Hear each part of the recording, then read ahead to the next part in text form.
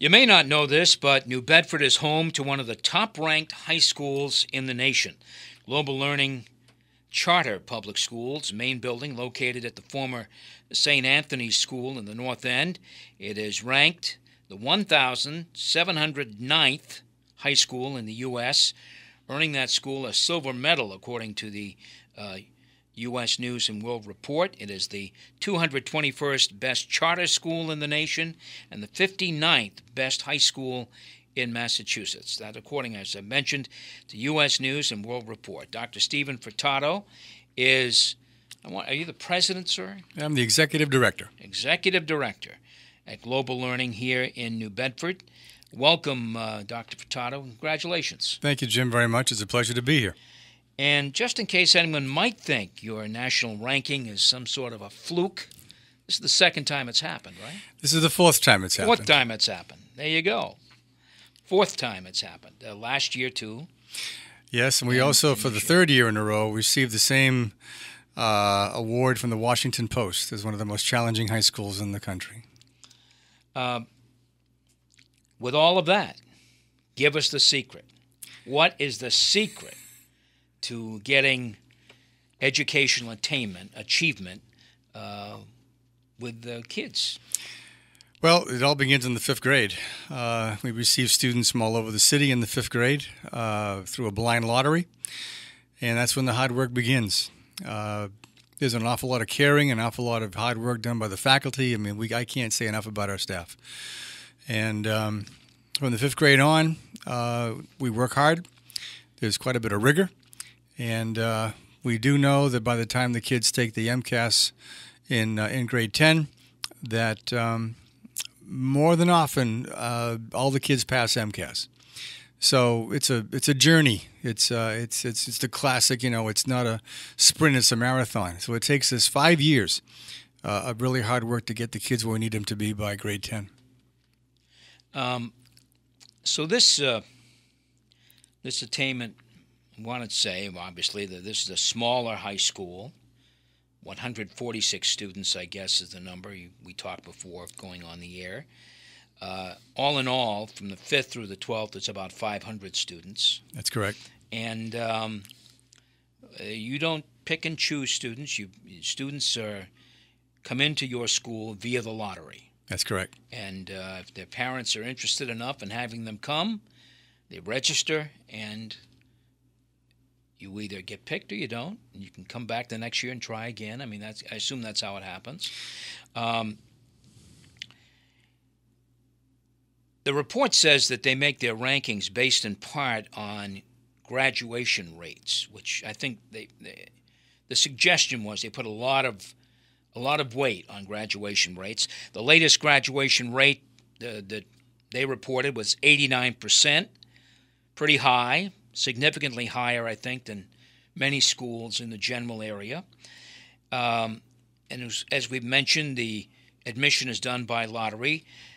You're not getting all the best and brightest students. You're getting probably a good share, but you're not getting all the best and brightest. But you are bringing them along, and it starts in the fifth grade. I think that's worthy of exploring a little more here. In what way? I mean, the rigor you talked about is repeated instruction. Repeated instruction, but also in the fifth grade, we begin testing them with what we have called as a STAR program. Mm-hmm. It measures their skill level of both English language arts and math. So it gives us baseline data immediately when the students walk in. One of the greatest things we do is what we call a fifth grade academy. And so for a couple of weeks over the summer, all the fifth graders come in. They get used to the building. They get used to the staff. And we begin the testing process about STAR. We also test students as far as English language learners. We learn who the students are that are categorized as special needs. And so really it all begins in July, of even before school begins.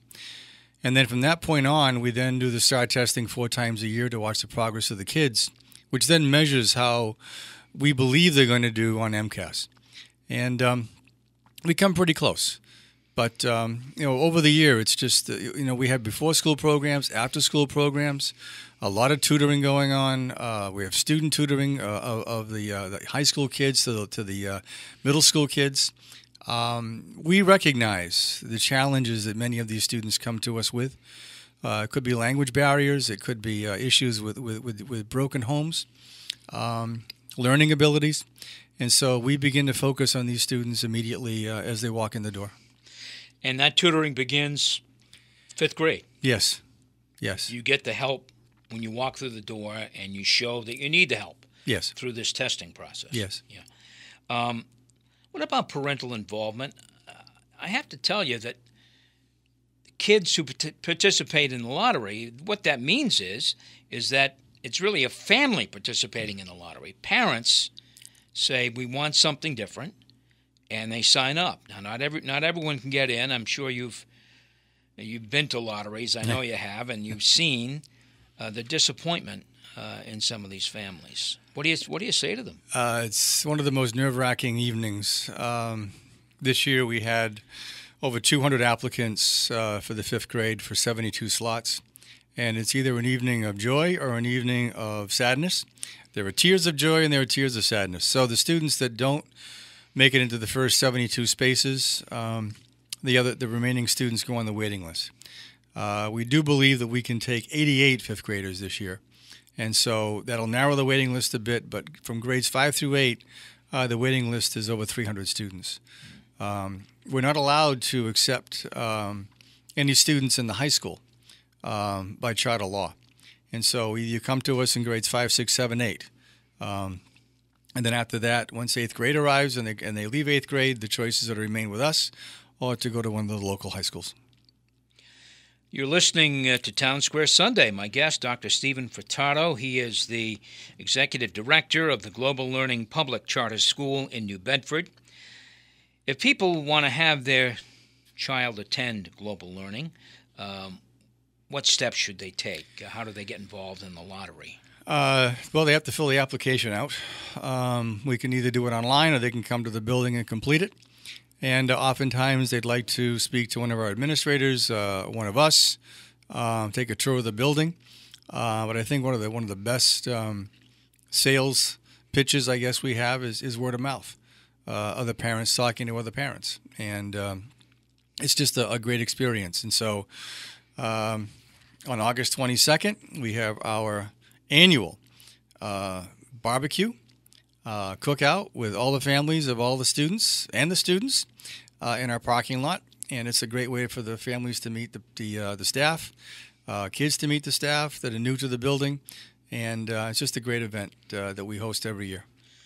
And the lottery is when, Steve? The lottery is the second Tuesday in March, or it has to be by a certain date in March, and so it's not always on a Tuesday. It could be a Thursday, but the law states when it has to occur. And going back to parental involvement, the parents are very involved with their children, and there's a lot of communication that goes home with the families, and the policy is pretty much open door.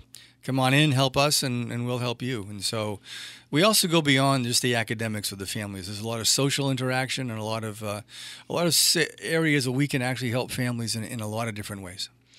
According to the U.S. News and World Report, you have an average class size of 22 students. Low, but not uncommonly low. Everyone, for the longest time, used to say, well, lower the class size, you'll get better results.